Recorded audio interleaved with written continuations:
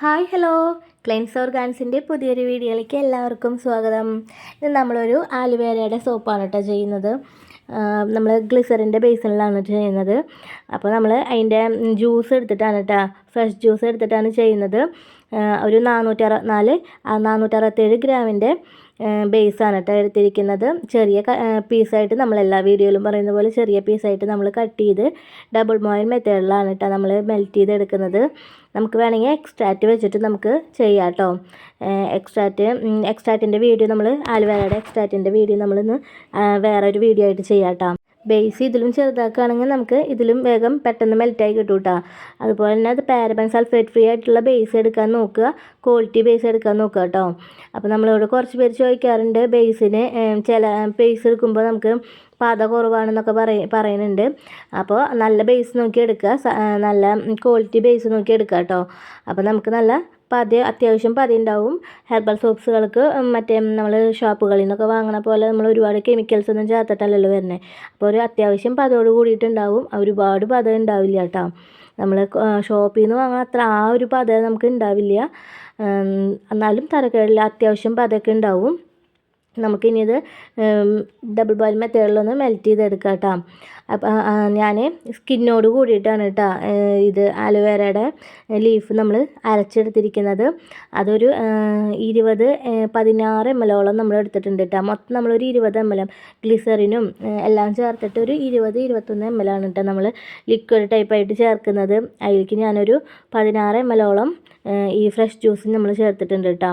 നമുക്ക് ഇതിലേക്ക് വേണമെങ്കിൽ പ്രിസർവേറ്റീവ്സ് വേണമെങ്കിൽ ചേർക്കാം കേട്ടോ. ഇതിപ്പോൾ നമ്മൾ കസ്റ്റമൈസാണ് നമ്മൾ ചെയ്യുന്നത്.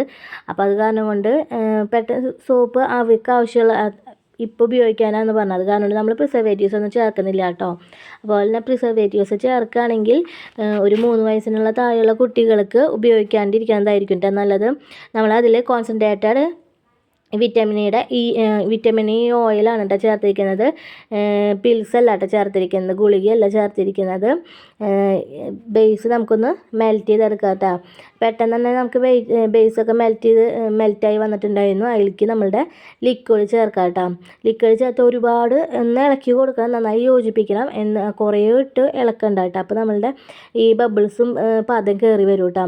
ഫ്ലെയിം ഓഫ് ആക്കിയതിന് ശേഷം നമ്മൾ ആലോവേരയുടെ സ്മെല്ലാണ് കേട്ടോ ചേർക്കുന്നത്. പിന്നെ 90 ഗ്രാമിൻ്റെ മുകളിലേക്കാണ് നമ്മൾ ബേസ് മാറ്റണത്. ഒരു 3 hours റെസ്റ്റ് കൊടുക്കുക കേട്ടോ. ഒരു 3/4 മണിക്കൂറാകുമ്പോഴത്തേനും സോപ്പൊക്കെ നന്നായി ഉറച്ച് വന്നിട്ടുണ്ടായിരുന്നു. എന്നാലും ഒരു 3 മണിക്കൂറിന് ശേഷം അൺമോൾഡ് ചെയ്താൽ മതി കേട്ടോ. അപ്പോൾ തന്നെ ഒരു 3 മണിക്കൂറിന് ശേഷം നമ്മൾ ബേസ് സോപ്പ് അൺമോൾഡ് ചെയ്തെടുക്കുകയാണ് കേട്ടോ. നല്ല കട്ടിയായിട്ട് കിട്ടിയിട്ടുണ്ട് കേട്ടോ. ഇതിലേക്ക് വേണമെങ്കിൽ നിങ്ങൾക്ക് മുകളിലുള്ള ആ പത കളയാൻ വേണ്ടിയിട്ട് വേണമെങ്കിൽ റബ്ബിങ് ആൽക്കഹോൾ യൂസ് ചെയ്യാം കേട്ടോ. ഞാൻ പറഞ്ഞല്ലോ കസ്റ്റമൈസ് ആയ കാരണം കൊണ്ട് നമ്മൾ അതൊന്നും ചേർക്കുന്നില്ല കേട്ടോ. റബ്ബിങ് ആൽക്കഹോൾ അല്ല അങ്ങനെയൊക്കെ നമ്മളുടെ കയ്യിൽ ഉണ്ടെങ്കിൽ കൂടി നമ്മൾ പുറത്തേക്കൊക്കെ കൊടുക്കുകയാണെങ്കിലാണ് ഷോപ്പുകളിലൊക്കെ വെക്കുമ്പോൾ അതിൻ്റേതായ നീറ്റ്നെസ്സിൽ നമ്മൾ കൊടുക്കണം. ഇല്ല വെച്ചിട്ടുണ്ടെങ്കിൽ നമ്മളുടെ ഇന്ന് റെഗുലർ കസ്റ്റമേഴ്സൊക്കെ ആണെങ്കിൽ ഈ റബ്ബിങ് ആൽക്കഹോളൊന്നും യൂസ് ചെയ്യാറില്ല കേട്ടോ ഞാൻ. അപ്പോൾ തന്നെ സോപ്പ് സെറ്റായിട്ടുണ്ട്. ഇനി നമുക്കതൊന്ന് ക്ലീൻ ഫിലിം വെച്ചിട്ടൊന്ന് റാപ്പ് ചെയ്തെടുത്തിട്ട് അതിലേക്ക് നമ്മുടെ സ്റ്റിക്കറൊക്കെ ഒന്ന് ഒട്ടിക്കുക കേട്ടോ. അതുപോലെ തന്നെ നമ്മളുടെ കയ്യിൽ ബേസും അങ്ങനെ നമ്മളുടെ സോപ്പ് മേക്കിങ്ങിൻ്റെ ആവശ്യമായിട്ടുള്ള സാധനങ്ങളൊക്കെ നമ്മൾ കൊടുക്കുന്നുണ്ട് കേട്ടോ. അപ്പോൾ നിങ്ങൾക്ക് എന്തെങ്കിലും ചെയ്യാനൊക്കെ ആഗ്രഹം ഉണ്ടെങ്കിൽ ബേസോ ഫ്രാഗ്രൻസ് DM വാട്ടർ മോൾഡുകൾ സോപ്പൊക്കെ ഹോൾസെയിലായിട്ട് ചെയ്യുന്നുണ്ട് കേട്ടോ. അപ്പോൾ നിങ്ങൾക്ക് ആവശ്യമുണ്ടെങ്കിൽ നമ്മളെ കോൺടാക്ട് ചെയ്യാം കേട്ടോ. അപ്പോൾ ആദ്യമായിട്ട് വീഡിയോ കാണുന്നത് വെച്ചിട്ടുണ്ടെങ്കിൽ ഒന്ന് ലൈക്ക് ചെയ്യണം, സബ്സ്ക്രൈബ് ചെയ്തോളൂ കേട്ടോ. അടുത്തൊരു വീഡിയോ ആയിട്ട് വരാം. Thank you, by.